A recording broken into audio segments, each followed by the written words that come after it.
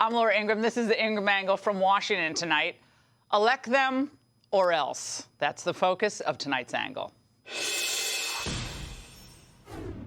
All right, Joe Biden is an unrepentant liar.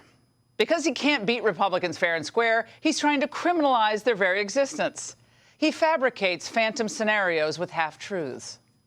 There's an alarming rise in the number of our people in this country condoning political violence or simply remaining silent, because silence is complicity.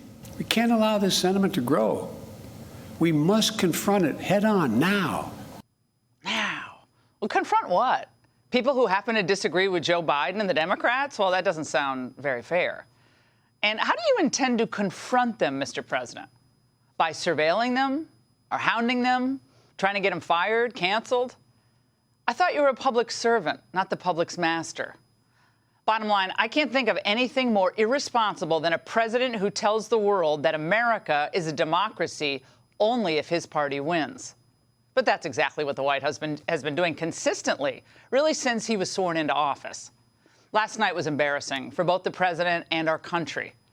No policy, no effort to bring the country together, just fury and personal invective toward Republicans. It's estimated that there are more than 300 election deniers on the ballot all across America this year. We can't ignore the impact this is having on our country. It's damaging, it's corrosive, and it's destructive. Presumably, then, if the Democrats lose, and if folks like Carrie Lake, Tudor Dixon, Tiffany Smiley, Don Bolduc are elected, well, Biden will not recognize them as legitimate leaders. If certain governors or senators are destructive and corrosive, as he said, and is essentially, they're all enemies of democracy, then why would Democrats ever even cooperate with them? Now, given the track record of the sleazy Biden team, I wouldn't at all be surprised if they took their implicit threats a step further and used the full force of the federal government to make the lives of any of these newly elected Republicans miserable. I'm talking audits, phony investigations, information leaks, and yes, surveillance. Heck, they've done it before. They've got the whole deep state and the regime media. They got them ready to do their bidding. And they're now issuing final warnings. The president decided a few days ago that it was important to issue one final warning on this issue, to make very clear, to leave no doubt, that we have people out there still peddling the big lie, people now raising the issue of election denial in this election. And, of course, the horrible incident involving Speaker Pelosi and her family, showing the rising threat of political violence. A final warning. What a bizarre negative closing argument to America. Again, implicit in this message is that if Democrats do not win, then America has failed and we're no longer even a democracy. Now, once again, Democrats are engaged in the inartful exercise in projection. They claim Republicans are against democracy, but it's the Democrats who are. They're, in effect, questioning the legitimacy of the midterms because the candidates themselves are illegitimate, they think, because they're mega MAGA. The extreme MAGA element of the Republican Party is trying to succeed where they failed in 2020, to suppress the right of voters and subvert the electoral system itself.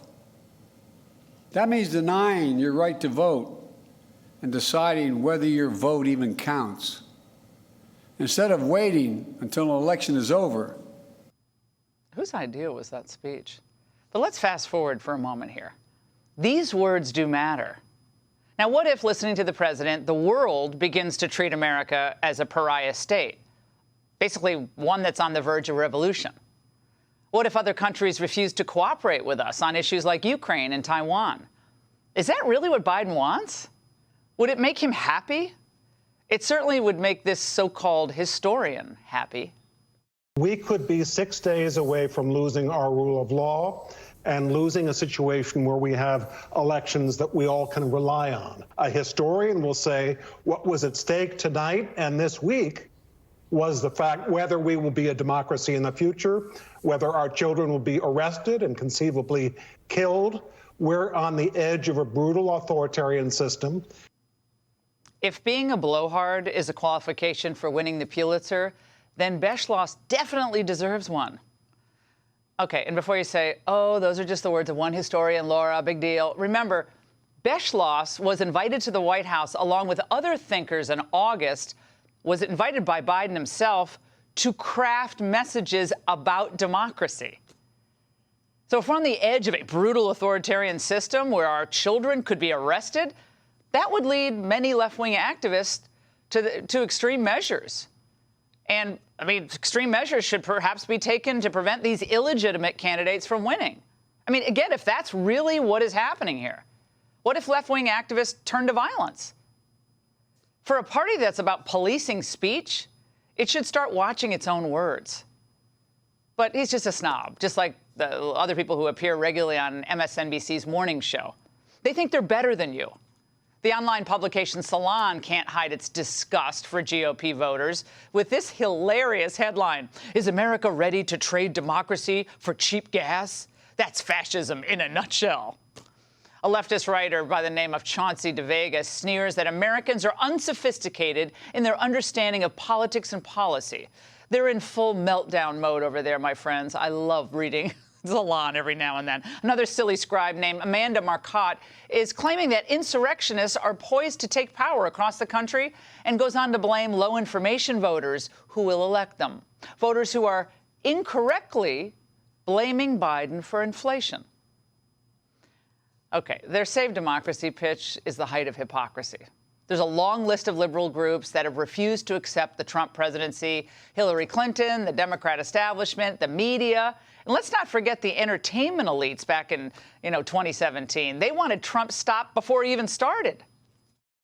Picked up the Washington Post, and the headline read, "Trump takes power." I don't think so. But the president is not America. His cabinet is not America.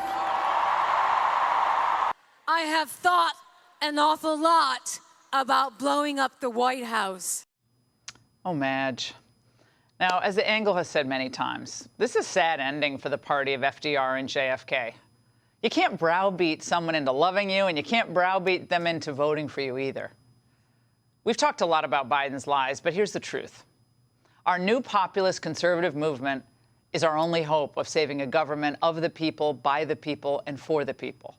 Because for decades, our political leaders largely ignored what we wanted. And they felt that they could just keep policies in place like open borders, endless wars, and free trade with China. No matter who was in office, they did that. But now that's coming to an end. The people are on the march. We're getting new leaders, leaders who trust and listen to the American people. And the old establishment hacks who've run this country into the ground, well, they're going to be looking for work. That's what democracy really looks like. And that's The Angle. Hey, Sean Hannity here. Hey, click here to subscribe to Fox News YouTube page and catch our hottest interviews and most compelling analysis. You will not get it anywhere else.